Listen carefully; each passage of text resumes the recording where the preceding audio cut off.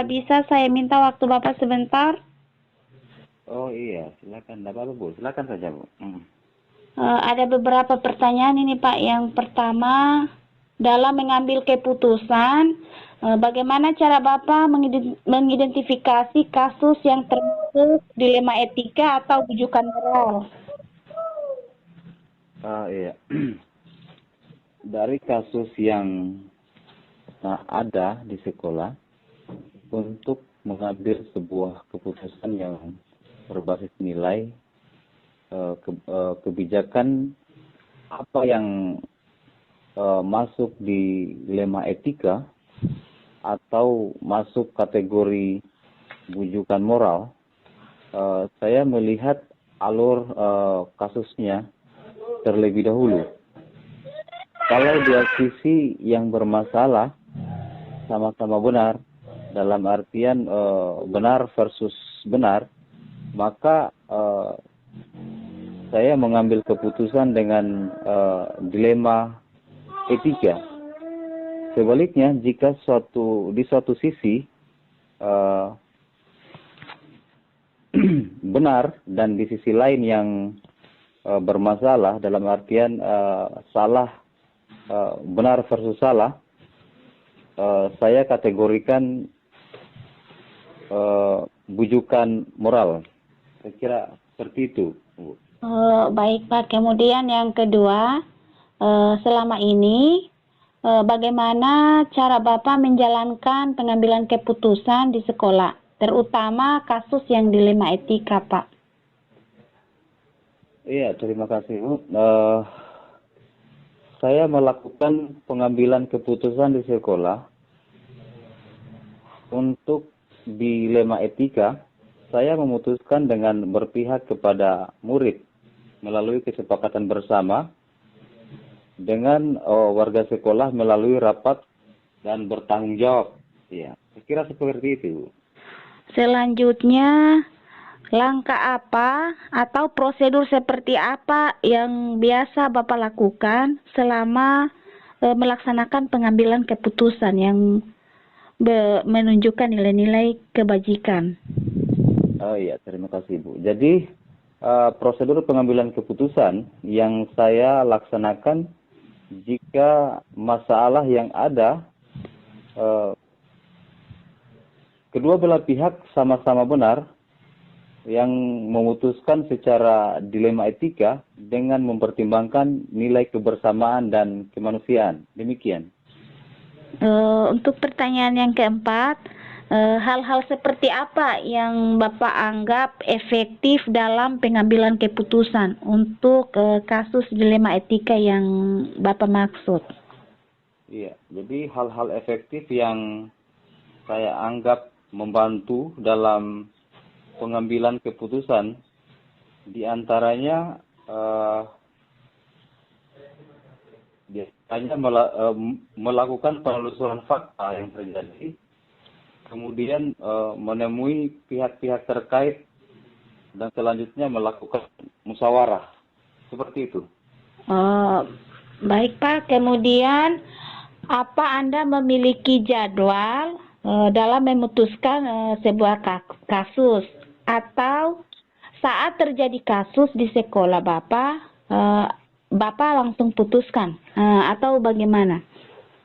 Iya, jadi untuk kasus yang bisa diselesaikan sekarang, maka saya selesaikan agar masalah tersebut tidak berlarut-larut, ya.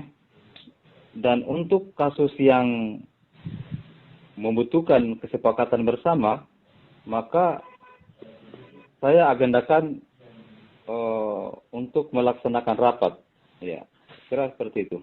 Kemudian adakah orang atau faktor lain yang mendukung dalam mengambil keputusan?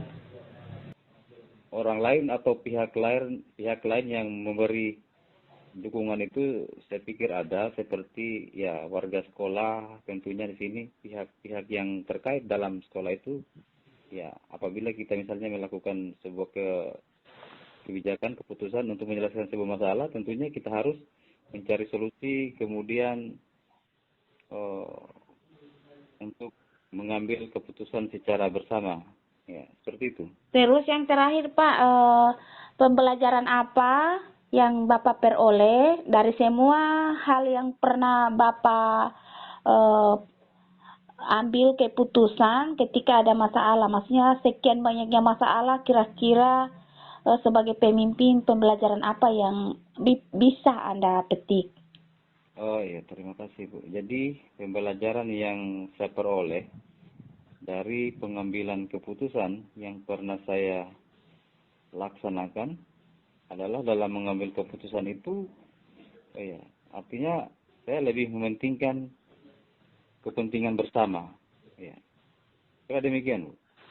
Baik Pak, terima kasih banyak sudah membantu saya dalam hal ini, berbagi cara Bapak bagaimana mengambil keputusan yang berbasis nilai-nilai kebajikan.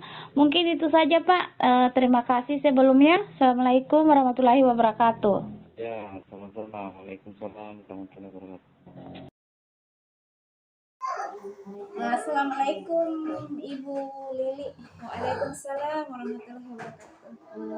Ini Bu, bisa saya minta waktunya Ibu sebentar? Bisa. Ini ada tugas dari guru penggerak, masalah pengambilan keputusan berbasis nilai-nilai kebajikan sebagai pemimpin. Kebetulan Ibu kepala sekolahnya ya? Ya. Ini Bu, ada beberapa pertanyaan yang saya ajukan mengenai cara Ibu dalam memutuskan tentu sebuah masalah yang tidak pernah henti di lingkungan sekolah toh. Ya.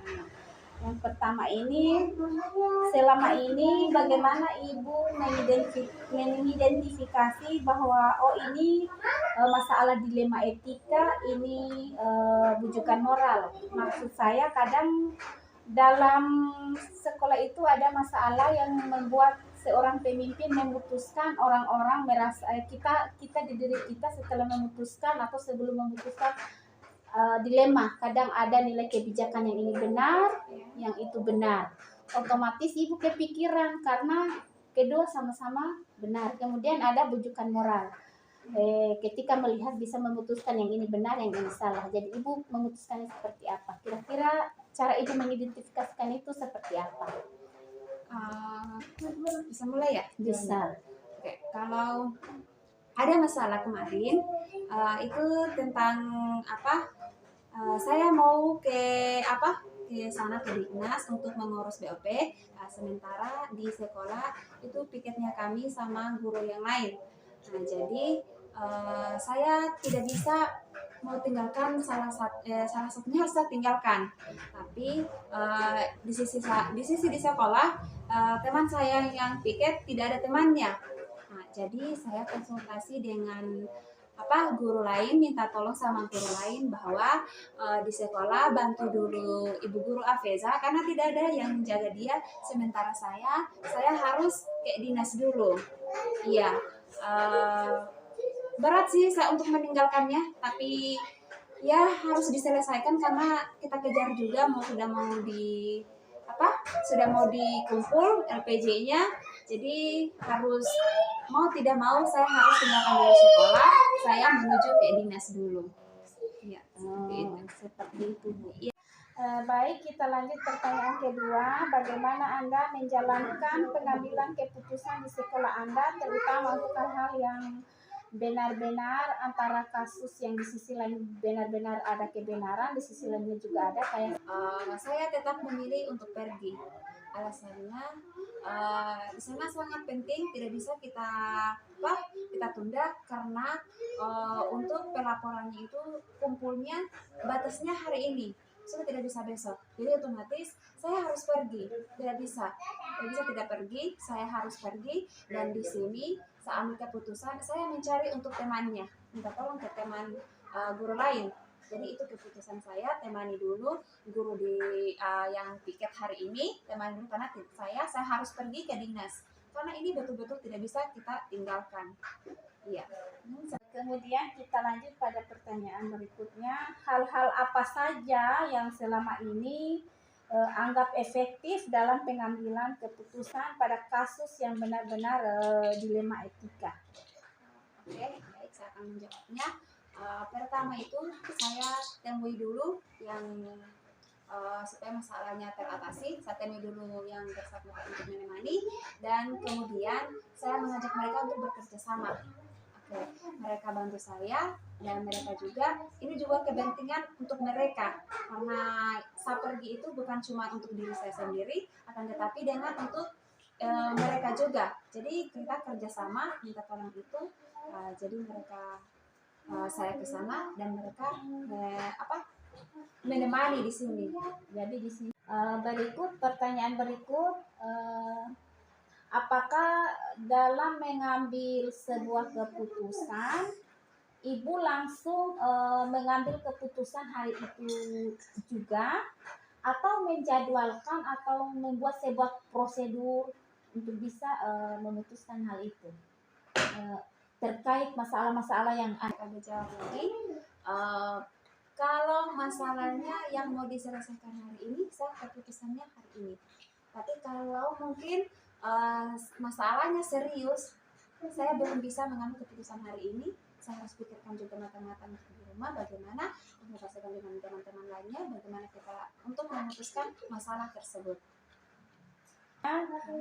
Apakah dalam memutuskan sebuah masalah itu ada seseorang atau faktor-faktor yang bisa mempermudah ibu mengambil keputusan? Kalau saya biasanya itu saya tidak bisa terlalu mengambil keputusan untuk diri sendiri karena kami memiliki ketua yayasan. Jadi kami harus juga mendengarkan juga pendapatnya ketua yayasan, baru saya mengambil keputusan tersebut. Dari semua langkah-langkah yang ibu tadi lakukan di pengambilan keputusan, kira-kira pembelajaran apa yang ibu peroleh? Itu pembelajaran hidup bahwa sebuah masalah itu lagi jika terjadi di posisi tersebut itu harus tidak bisa terulang lagi masalah itu. Jadi harus siapkan memang di sekolah itu tidak bisa satu orang atau dua orang yang menjaga di sekolah. Mungkin seperti itu pembelajaran yang saya bisa ambil untuk kedepannya. Waktunya saya ucapkan Assalamualaikum warahmatullahi wabarakatuh. Ya, sama-sama.